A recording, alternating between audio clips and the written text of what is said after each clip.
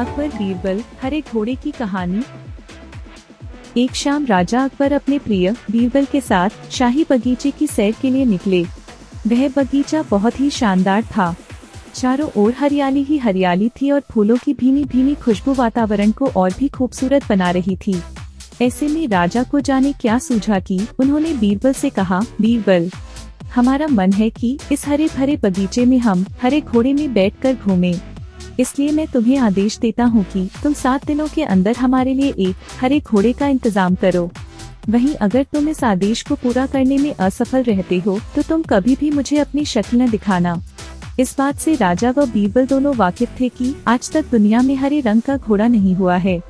फिर भी राजा चाहते थे कि बीरबल किसी बात में अपनी हार स्वीकार करें। इसी कारण उन्होंने बीरबल को ऐसा आदेश दिया। मगर बीरबल भी बहुत चालाक थे।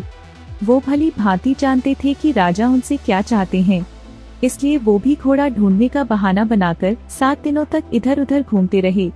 8वें दिन बीरबल दरबार में राजा के सामने पहुँचे और बोले, महाराज, आपकी आज्ञा के अनुसार मैंने आपके लिए हरे घोड़े का इंतजाम कर लिया है, मगर उसके मालिक की 2 शर्तें हैं। राजा ने उत्सुकता से दोनों शर्तों के बारे में पूछा।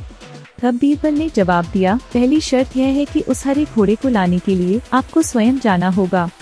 राजा इस शर्त के लिए तैयार हो गए।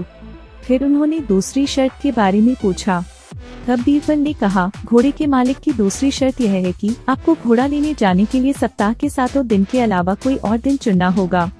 यह सुन राजा हैरानी से बीरबल की ओर देखने लगे। तब बीरबल ने बड़ी सहजता से जवाब दिया, महाराज, घोड़े का मालिक कहता है कि हरे रंग के खास घोड़े को लाने के लिए उसकी यह खास शर्तें तो माननी ही होंगी। राजा अकबर बीरबल की यह चतुराई भरी बात सुनकर खुश हो गए और मान गए कि बीरबल से उसकी हार मनवाना वाकई में बहुत मुश्किल काम है। कहानी से सीख।